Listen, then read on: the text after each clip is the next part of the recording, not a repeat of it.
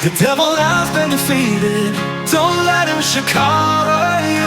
Don't let him shakara you. 2 Corinthians chapter 10, and we are going to read verses 3 to 6. For though we walk in the flesh, we do not war after the flesh. The weapons of our warfare are not carnal, but mighty through God to the pulling down of strongholds, casting down imaginations and every high thing that exalted itself against the knowledge of God, and bringing into captivity every thought to the obedience of Christ, and having in a readiness to revenge all disobedience when your obedience is fulfilled. Let's read Ephesians 6 verses 10 all the way to 18. Finally, my brethren, be strong in the Lord and in the power of his might. Put on the whole armor of God, that you may be able to stand against the wiles of the devil. For we wrestle not against flesh and blood, but against principalities, against powers, against the rulers of the darkness of this world, against spiritual wickedness in high places. Wherefore take unto you the whole armor of God, that you may be able to withstand in the evil day, and having done all, to stand. Stand therefore, having your loins girt about with truth, and having on the breastplate of righteousness, and your feet shod with the preparation of the gospel of peace. Above all, taking the shield of faith, wherewith you shall be able to quench all the fiery dart of the wicked. And take the helmet of salvation and the sword of the Spirit, which is the word of God, praying always with all prayer and supplication in the Spirit, and watching thereunto with all perseverance and supplication for all saints. We have been looking first at God and his warfare. And why? We said the reason for this is because the God of the Bible is El Gibor, is a mighty warrior, and that our warfare takes bearing for his warfare. God's people, Israel and the church, we are one of God's weapons of warfare. God uses human, he uses empire, he uses world power, God uses natural element as weapons of warfare. So rather than talking first about our own weapons of warfare, actually we've been looking at God's warfare and God's weapons of warfare. We have looked at the case of God in Jericho, and we have established that the God of the Bible is not vindictive, is not despotic, is not tyrannical. That is not the God of the Bible. When God's judgment falls on a nation, like it did to Jericho, like it did in the days of Noah, like it did to Sodom and Gomorrah, and like it will also fall at the end of this age, when that happens, it is because humans have gone too far. God only pour out his judgment and wrath upon a people that have totally exhausted his grace and totally exhausted his mercy. And last episode we started looking at another sin city. It is very important for us to establish this truth about God, because it makes some people uncomfortable. It makes some people even feel offended at God. So last episode we started looking at another sin city, the city of Nineveh. And we have looked at number 1, the who and the where of the city of Nineveh. We saw that Nineveh was the capital city of Assyria. Number 2, we've seen who the Assyrians were. We said that the Assyrians, they were bad news.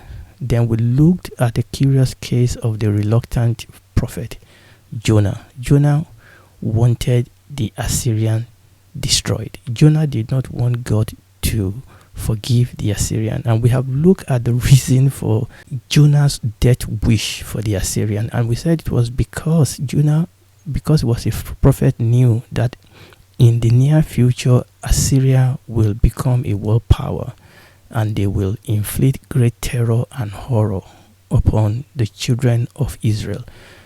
God's judgment fell upon Israel like it did upon Jericho, like it did upon the days of Noah, like it did upon Sodom and Gomorrah. God's judgment also fell on Israel because they also went too far. Israel also in their history totally exhausted God's grace, God's mercy, and God's patience. And we're going to look a little bit more about that today. And we could see that even for Israel, God sent his prophet to warn them over and over, but they will not listen. Now let's look at this diagram that we've used before. Let's look at it once again. Remember, Nineveh was the capital of Assyria. Jonah's ministry lasted between 780 and 750 BC. So that was the point at which Jonah went to preach to Nineveh. We know from history that 30 to 40 years later, around 722 BC, the Assyrian conquered northern Israel and they totally destroyed that land. They totally dispersed the people, such that 10 tribe of the northern Israel, they never came back as a nation. They never came back again. We know also that the southern Judah did not learn their lesson. They continue breaking the rule, disobeying God, and they also went too far. And in 586 BC, the southern Israel, the land of Judah, was also conquered by the Babylonian. It is the same pattern. God warned the children of Israel about his judgment. He sent prophets over and over and over to them. In fact, God's warning about his judgment dated back from when the children of Israel first came into the promised land. And we read this in Deuteronomy chapter 28, verses 58 to 64. In the book of Deuteronomy, when the children of Israel were on the bank of Jordan, Moses delivered 3 sermons. He did a lot of other things, but he delivered 3 sermons. The first is from Deuteronomy chapter 1 to 4. The second is from Deuteronomy chapter 5 to 26. We are not going to look at this sermon, but our Deuteronomy chapter 28 is in the 3rd sermon, which is from Deuteronomy chapter 27 to 30. And in chapter 28, what we have there is, in the first part, Moses outlined the blessings for obedience to God's law and for obedience to God's covenant. That was what we see in the first part of Deuteronomy chapter 28. Then, in the second part, he graphically warned them of the curses and the judgment that will befall them if they disobey God's law and if they keep on breaking his covenant. But I'm not going to read Deuteronomy chapter 28. What I want to do is to actually read 2 Chronicles chapter 36, because here we will see somebody looking back and giving us a report of how Israel got it wrong and how they got themselves to where they got themselves to. So let us read 2 Chronicles chapter 36, and we are going to start reading from verse 14. Moreover, all the chief of the priests and the people transgressed very much after all the abominations of the heathen, and polluted the house of the Lord, which he has hallowed in Jerusalem. And the Lord God of their father sent to them by his messengers, rising up bedtime and sending, because he had compassion on his people and on his dwelling place. But they mocked the messengers of God, and they despised his words and misused his prophet, until the wrath of the Lord arose against his people, till there was no remedy. Now, I want us to see here the process that led to the judgment of God. The Bible says here that God sent to them messengers over and over and over. He said, because God has compassion for his people. The Bible tells us that God doesn't want any man to perish. But the Bible says here, they mocked God's messenger, they despised his word, they maltreated his prophet, and then the wrath of God fell. Let's go on, verse 17. Therefore God brought upon them the king of the Chaldees, who slew their young men with swords in the house of their sanctuary, and had no compassion upon young men or maiden, old man, or him that stooped for age. He gave them all into his hand, and all the vessels of the house of God, great and small, and the treasure of the house of the Lord, and the treasure of the king, and all his princes, all these he brought to Babylon. Verse 19. And they burnt the house of God, and brake down the wall of Jerusalem, and burnt all the palaces thereof with fire, and destroyed all the goodly vessels thereof.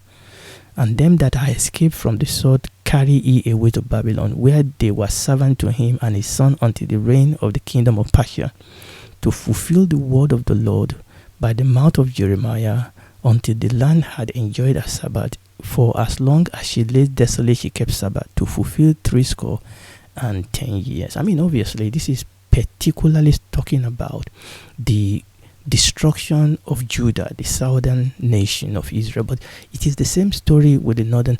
And we can see here the extent to which God goes to. But a time comes when people goes too far, and the judgment of God falls. And the reason why we are saying this is because we are in the same position now. The world is in the same position now, that we are moving to a point where we are going to go too far, and the wrath of God will bring an end to this age. Remember what we are doing. We are establishing the fact that God only pour out his judgment and wrath upon a people that have totally exhausted his grace and his mercy. And it is a warning also that we must not take God's patience for granted, and we cannot continue in sin and expect grace to abound. That God will keep sending people to speak to us, to help us. But if we keep rejecting that, a time will come when the judgment of God will fall. And we are now looking at the case of Nineveh. We haven't looked at Jericho. We are now looking at Nineveh. This is what we are doing at the moment. The sin city capital of Assyria. Initially, they repented following the warning of the reluctant prophet Jonah. However, the story did not end there. There was another twist to this story, and there was another prophet to this story. Who was that prophet? It was Prophet Nahum.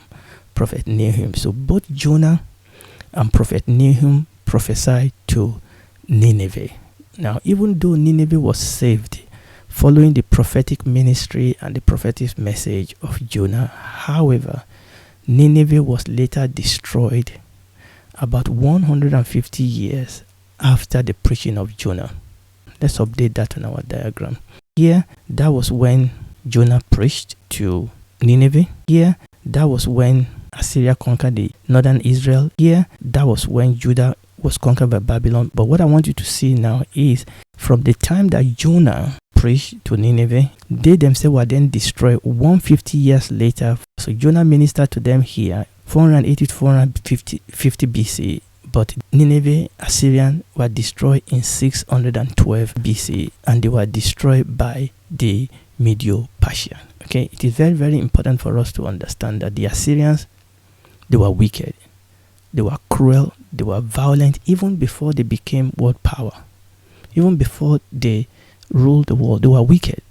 But then they became world power, and they were violent, and they were known for their brutal treatment of those they conquered. It is reported that the Assyrians were notorious for amputating hands and feet, gouging eyes out, skinning and impaling their captives. They were terrible, terrible people. And Nahum, remember the second prophet, gave us a glimpse of their wickedness and their violence. Let's read Nahum chapter 3. Nahum chapter 3, just a glimpse of their violence, verses 1 to 3. Woe to the bloody city. He's talking about Nineveh. It is all full of lies and robbery. The prey departed not. The noise of a whip and the noise of the rattling of the wheels and of the prancing horses and of the jumping chariots. The horseman lifted up both the bright sword and the glittering spear, and there is a multitude of slain, a great number of carcasses, and there is none end of their corpses. They stumble upon their corpses. Now that is Assyrian. That is Assyrian. They were wicked, they were violent, they were evil. Nahum's message, unlike the message of Jonah before, Nahum's message was not a call to repentance. Why? Because by the time of Nahum, Nineveh and Assyria, they have crossed the line of no return. Their cup of sin, their cup of wickedness was filled up and running over. Their cruelty against fellow human has become too much. So Nahum's message was not a message of repentance. It was a declaration of irreversible judgment. And there's a declaration of irreversible judgment in our time today. It's not so much of will the end comes, it is so much how long more will the grace of God wait for the judgment of God to fall. And this is exactly why Nineveh has come to this place of judgment. Even the Assyrians, they even plot evil against God. Don't we see that in our days?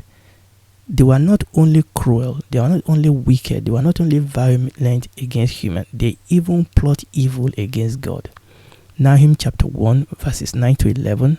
Nahum chapter 1 verses 9 to 11 in Living Translation. God said, "Why are you scheming against the Lord? He will destroy you with one blow. He won't need to strike twice. His enemies tangle with thorn bushes and staggering like drunks will be burnt up like dry stubble in a field. Who is this wicked counselors of yours who plot evil against the Lord?" Don't we see that in our days? Some people are too big for their boat. They are poking their hand in the face of God. That was the spirit that we see in the Assyrian. And Nahum's message was a message of declaration of irreversible judgment. So God judged Assyria. God judged Nineveh. They were destroyed. So you can see that the fact that God used them earlier as a weapon of judgment and the fact that God forgave them initially does not mean that God approved of their wickedness or evil, or that God will overlook their wickedness. It is very, very important that we understand this. The fact that God used them as a weapon of judgment does not mean that God commissioned their wickedness. They were already wicked, but God used that as a weapon of judgment. That does not mean that God approved, and that does not mean that God will overlook their wickedness. Like everyone, like every city, God gave Nineveh the opportunity to repent, and initially they did, but on the long run they even become more evil. They grew worse, and finally God's judgment fell on them and God destroyed them. We read in Nahum chapter 1 verse 3, very popular scripture. Nahum chapter 1 verse 3, I'm reading from New Living Translation. "The Lord is slow to get angry, but his power is great." And usually we stop there, but that verse didn't stop there. Nahum 1:3, "The Lord is slow to get angry, but his power is great, and he never lets the guilty go unpunished." If the guilty will not repent, if the guilty will keep on being wicked, he never let the guilty go unpunished. He displays his power in the wild wind and the storm.